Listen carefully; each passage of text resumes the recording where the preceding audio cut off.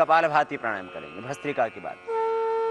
भस्त्रिका के बाद यदि आप थक जाते हैं तो थोड़ा विश्राम कर लें, शक्ति का अतिक्रमण न करें, श्वासों का बाहर छोड़ेंगे कपालभाति प्राणायाम।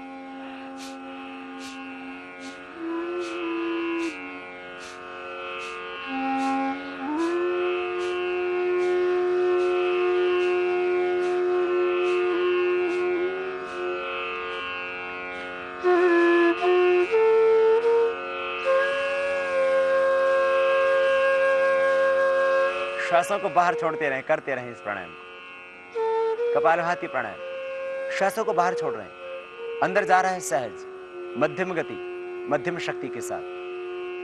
श्वासों को बाहर छोड़ते हैं, एक्सेल करते हैं। इनहेल होता है नॉर्मली, एक्सेल होता है फोर्सली, मीडियम फोर्स, मीडियम स्पीड, मध्यम गति, मध्यम शक्ति के साथ कर रहे हैं बाह्य प्राणायाम। ये करना है आपको 10 से 15 मिनट, धीरे धीरे अभ्यास बढ़ाते हुए। 1 घंटे की योगाभ्यास में आप इसको 15 मिनट कीजिए और फिर देखना मिटेंगी सब व्याधियां। कुंडलिनी शक्ति का होगा ऊर्ध्व रूपांतरण, कुंडलिनी शक्ति का जागरण। आप बनेंगे ऊर्ध्वरेता, चेहरे पर आएगा ओज तेज, रहेगा यौवन बरकरार,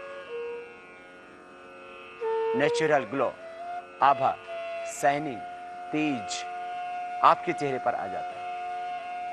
विश्राम, रुक जाएं थोड़ी देर, 1 मिनट किया फिर रुक जाएं, फिर 1 मिनट किया फिर रुक जाएं। बाद में आप 5 मिनट लगातार कर सकते हैं इसका, जैसे जैसे अभ्यास बढ़ेगा। यदि आप नहीं थकते हैं तो करते रहिए लगातार, श्वासों को बाहर छोड़ दें।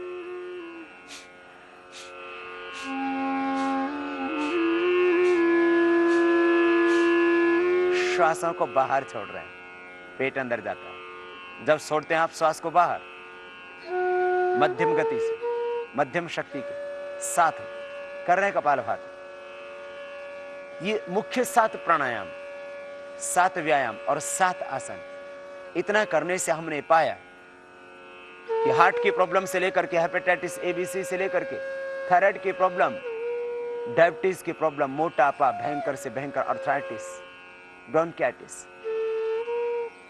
सब व्याधियां मात्र 7 प्राणायामों का अभ्यास से मिट जाती है। इसलिए ये मुख्य 7 प्राणायामों का अभ्यास जिसको आप कर रहे हैं, ये प्रतिदिन आपको करना है। लगभग 70 लाख व्यक्तियों पर अभी तक प्रत्यक्ष रूप से शिविरों में, और यदि आश्रम में आने वाले साधकों को लगा लिया जाए तो लगभग 1 करोड़ व्यक्तियों पर प्रत्यक्ष रूप से जो हमने प्राणायाम के अनुभव किए। और आस्था आदि इलेक्ट्रॉनिक मीडिया के माध्यम से करीब 25 करोड़ से भी अधिक लोगों पर जो योग के प्रयोग हुए, उससे ये बात सामने आई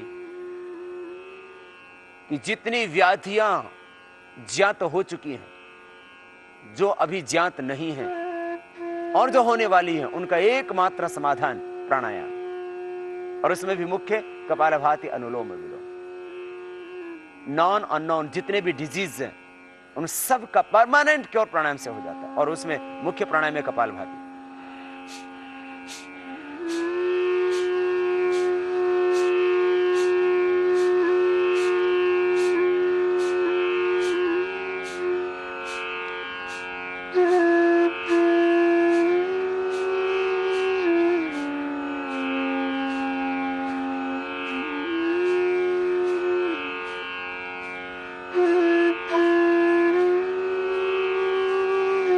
जब थक जाएं तब रुक जाएं, शक्ति का अतिक्रमण न करें, बस इतना खास ध्यान रखें। खास बात इस प्राणायाम के संबंध में एक ये, आप सामने जरा देखिए, कहीं आप भूल तो नहीं कर रहे हैं, गलत नहीं करना।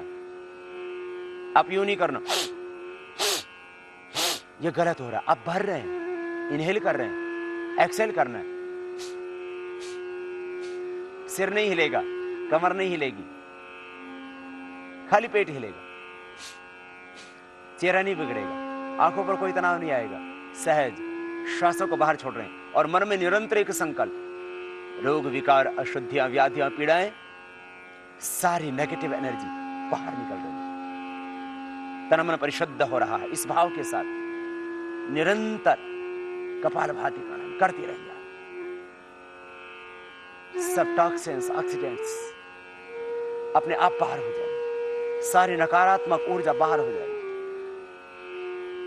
और जब नकारात्मक ऊर्जा बाहर हुई तो फिर आपकी सकारात्मक ऊर्जा का स्तर बढ़ जाएगा, आपकी रेजिस्टेंस पावर बढ़ जाएगी, आपका इम्यून सिस्टम स्ट्रांग हो जाएगा, बॉडी का एनाबॉलिज्म कैटाबॉलिज्म ठीक होने से मेटाबॉलिज्म ठीक हो जाएगा,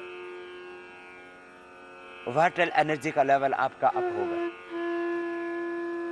श्वासों को बाहर छोड़ने से आपकी रेजिस्टेंस पावर बढ़ जाएगी, पाचन तंत्र स्वस्थ हो जाएगा।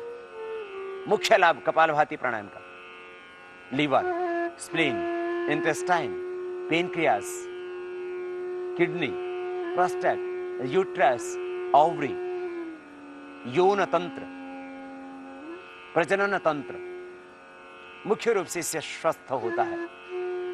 बढ़ा हुआ कोलेस्ट्रॉल, ट्राइग्लिसराइड इससे नॉर्मल आ जाता है। थायराइड परमानेंट क्योर हो जाता है मध्यम गति के साथ में।